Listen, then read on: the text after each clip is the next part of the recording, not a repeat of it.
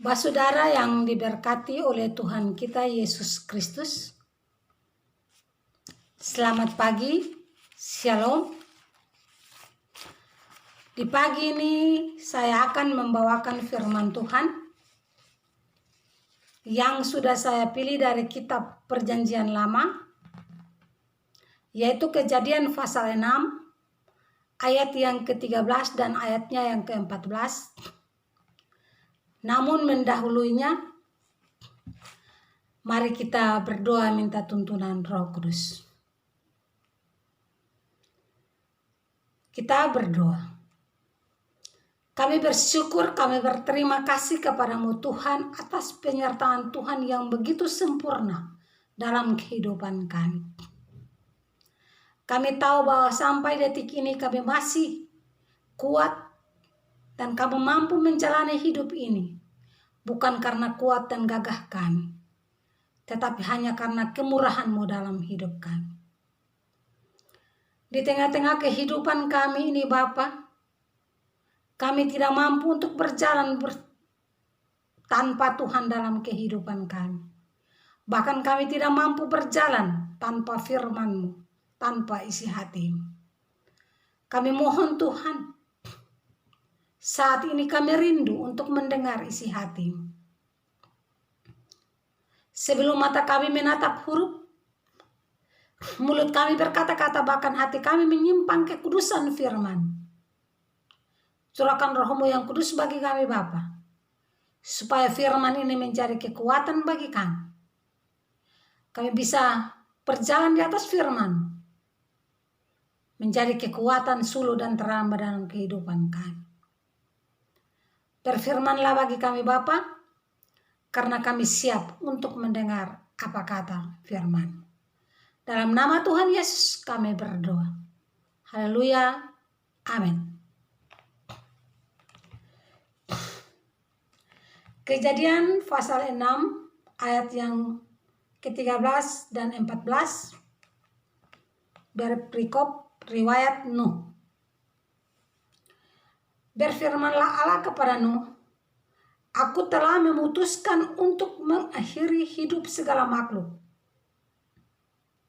sebab bumi telah penuh dengan kekerasan oleh mereka. Jadi aku akan memusnahkan mereka bersama-sama dengan bumi. Buatlah bagimu sebuah batra dari kayu gofir. Batra itu harus kau buat berpetak-petak dan harus kau tutup dengan pakal dari luar dan dari dalam. Demikian firman Tuhan. Saudara yang diberkati oleh Tuhan kita Yesus Kristus, sebagai orang Kristen kita tahu cerita tentang Nuh. Tetapi di pagi ini saya mengajak kita semua untuk melihat dan belajar dari firman Tuhan ini. Dan kita bisa mengenal pribadi Nuh yang sesungguhnya. Di zaman Nuh, Allah melihat bahwa manusia sudah rusak. Artinya manusia sudah tidak lagi takut kepada Allah. Sehingga Allah mengambil satu tindakan, yaitu memusnahkan bumi dengan air bah. Di antara jutaan manusia yang hidup di zaman itu, Allah menemukan satu pribadi yang hidupnya benar di hadapan Allah, yaitu Nuh.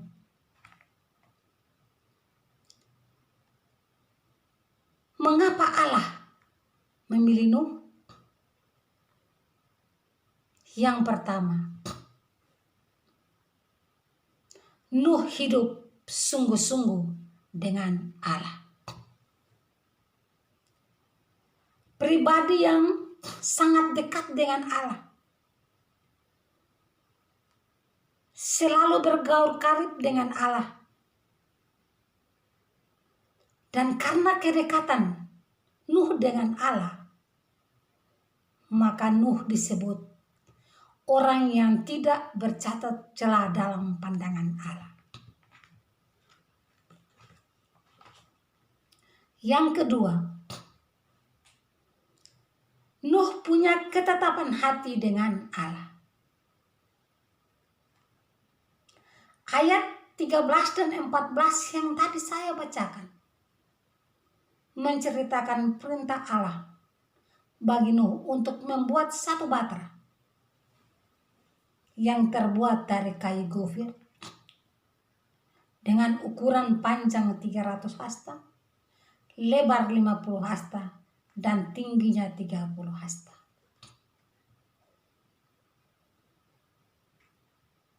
Nuh dengan ketetapan hati melakukan perintah Allah tanpa bertanya ini dan itu. Nuh melakukan sesuai dengan perintah Allah. Kita bisa membayangkan di zaman itu tidak ada mesin pemotong kayu.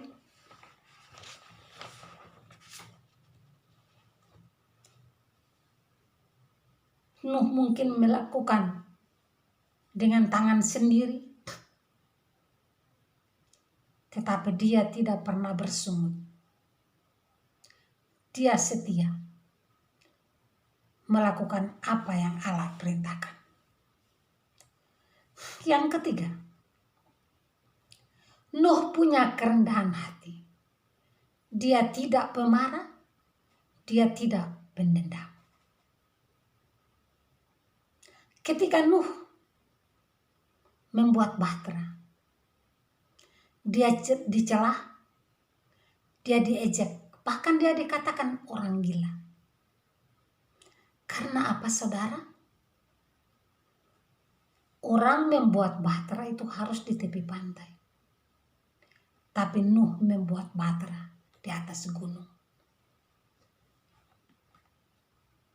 Yang keempat, Nuh adalah pribadi yang memahami perintah Allah.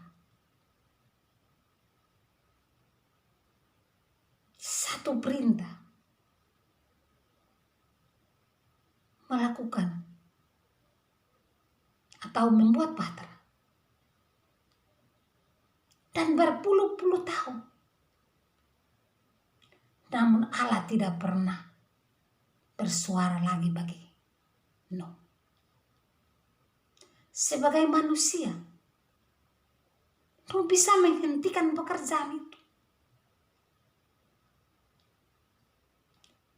Tetapi Nuh tidak seperti itu. Dia tidak seperti yang kita pikirkan. Dia setia terhadap perintah Allah. Kita bisa melihat kesabaran hati Nuh. Sebagai manusia, kita belajar. Kadang iman dan pengharapan kita jadi taruhan. Kesabaran kita diuji. Ketika ada pergumulan, kita berdoa. Mungkin bisa bertahun-tahun doa kita belum dijawab oleh Allah. Ada air mata yang jatuh. Ada hati yang kesal. Dan mungkin juga bisa kecewa terhadap Tuhan. Karena medan peperangan kita yang paling terbesar adalah hati dan pikiran kita. Ketika pikiran dan hati tidak dapat dikendalikan, disitulah iblis bisa menjebak kita.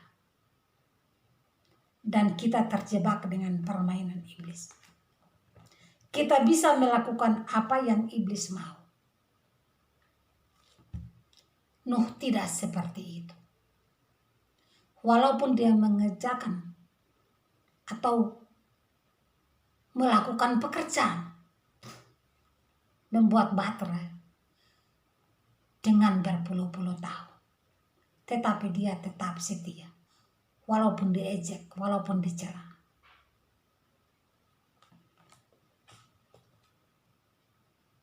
Tetapi dia melakukan pekerjaan membuat baterai itu sampai selesai. Yang keempat, Nuh mendapat kasih sayang dari Allah. Kalau kita baca pada pasal-pasal yang berikutnya, mungkin ada di pasal 7. Allah datang dengan perintah yang kedua. Masuklah ke dalam baterai itu engkau bersama seisi rumah. Nuh tidak pernah bertanya-tanya, kenapa Allah seperti ini? Disuruh buat baterai berpuluhan tahun. Dan setelah baterai selesai, baru ada perintah lagi, masuk. Tetapi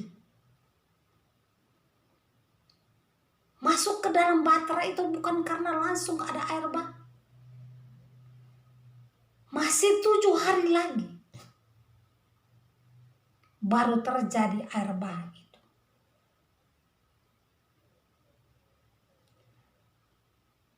Sebagai manusia, kita pasti merasa kalau kita di dalam kamar saja tidak akan mencapai 1 hari.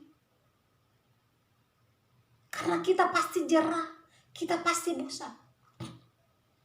Tapi ini 7 hari di dalam baterai.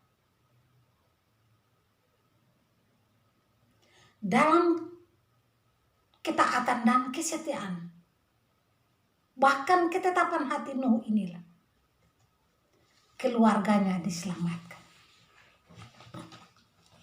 Pak saudara yang diberkati oleh Tuhan, hidup ini memang pilihan. Pilihan antara ketaatan dan kebebasan. Mari kita sebagai orang-orang percaya kepada Allah, kita belajar dari sebuah ketaatan. Karena ketaatan itu bukan karena kita tidak bebas, tetapi kita bebas. Bebas pada jalur-jalurnya Tuhan. Kita tidak bisa melangkah sendiri tanpa melangkah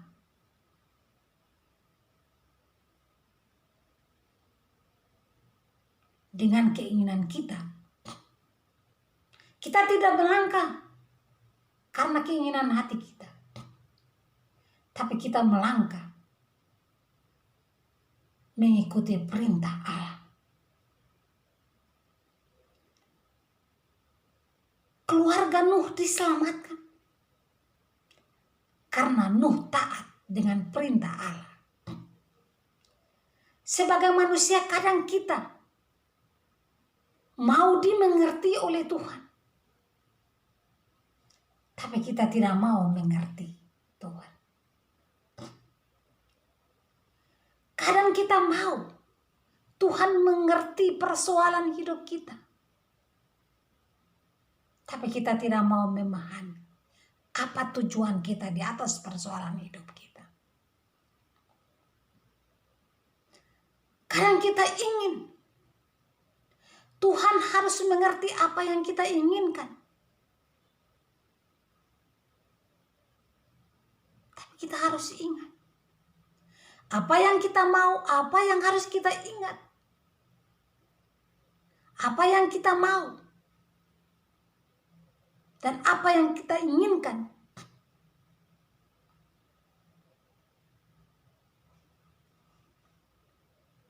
Kadang juga itu bukan keinginan dan maunya Tuhan.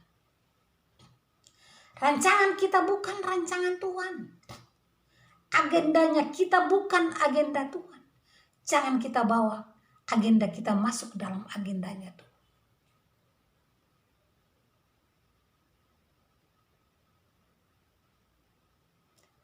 Karena pada saat kita memaksa keinginan kemauan kita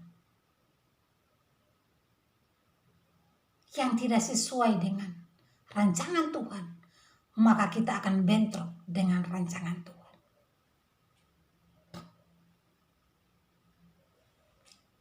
Di akhir refleksi firman ini, kita ingat saudara, cerita tentang kapal Titanic.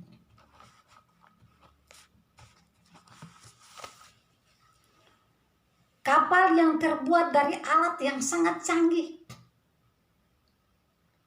Arsitektur yang luar biasa. Nakoda yang berpendidikan tinggi.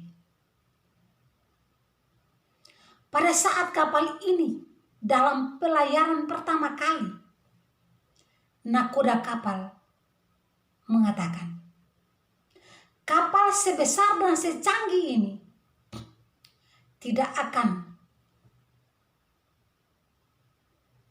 tenggelam walaupun dalam ancaman badai ganas apapun. Tapi apa yang terjadi saudara? Pada tanggal 14 April tahun 1912,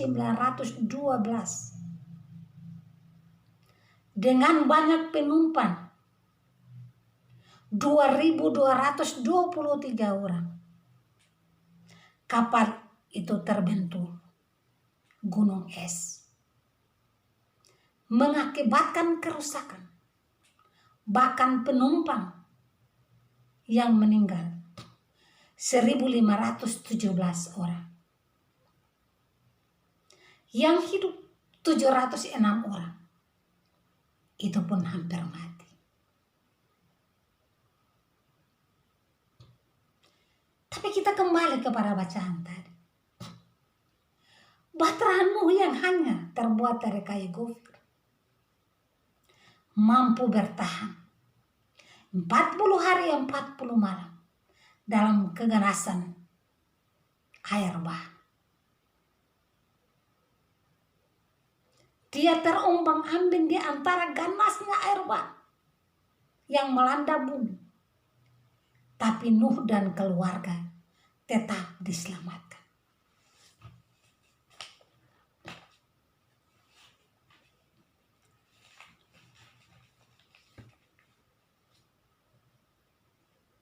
Karena apa saudara? Yang menjadi nakoda adalah Allah sendiri.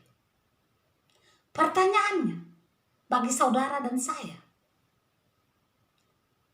bahtera hidup yang kita jalani ini, siapa nakodanya? Apakah Tuhan atau kita sendiri?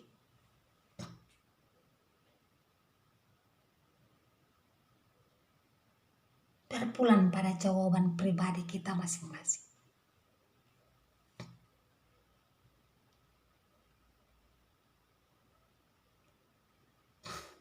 Tapi kita mengimani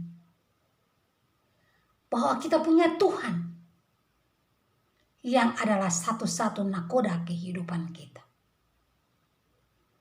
Ketika kita menjadikan Allah sebagai satu-satunya nakoda kehidupan kita, baik untuk pribadi, rumah tangga, maka kita akan diselamatkan. Lewat firman Tuhan ini, biarlah suami menjadi imam yang setia, imam yang selalu dekat dengan Tuhan. Istri menjadi tiang doa yang teguh dalam kehidupan rumah tangga. Maka disitulah kehidupan kita akan diselamatkan. Ada badai apapun, ada tantangan apapun yang melanda kehidupan kita, tapi percaya, nakoda kita sanggup membawa kita ke pantai yang tenang, membawa kita kepada pelabuhan yang tenang. Dia akan melabuhkan kita di tempat yang tenang.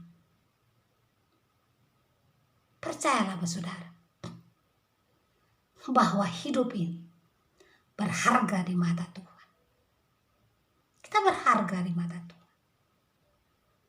Tuhan mengasihi kita. Mari kita hidup menurut cara Tuhan. Mengikuti perintah Tuhan. Punya ketetapan hati. Hidup dalam kerendahan. Dan bergaul karib dengan Tuhan. Maka kita siap menikmati kehidupan yang luar biasa. Menikmati berkat-berkat yang Tuhan sediakan bagi kehidupan secara pribadi dan rumah tangga. Tuhan memberkati kita di pagi. Selamat beraktivitas. Haleluya. Amin. Mari kita berdoa. Kami bersyukur Tuhan untuk isi hatimu di pagi ini. Kami belajar. Kami punya ketetapan hati bersama Tuhan. Kami mau ikut dengan Tuhan. Apa yang Tuhan perintahkan bagi kami. Kami percaya. Di atas ketaatan kami, Tuhan menyediakan keselamatan bagi hidup kami. Bapak terima kasih Tuhan, terima kasih. Untuk waktu yang Tuhan berikan bagi kami. Karena kami tahu bahwa bersama Tuhan, kami mampu menjalani kehidupan ini. Ampuni kami Bapa, dalam nama Tuhan Yesus, Allah penolong kehidupan kami. Tuhan tetap memberkati kehidupan kami. Hari ini terus kekal sampai selama-lamanya. Haleluya. Amin.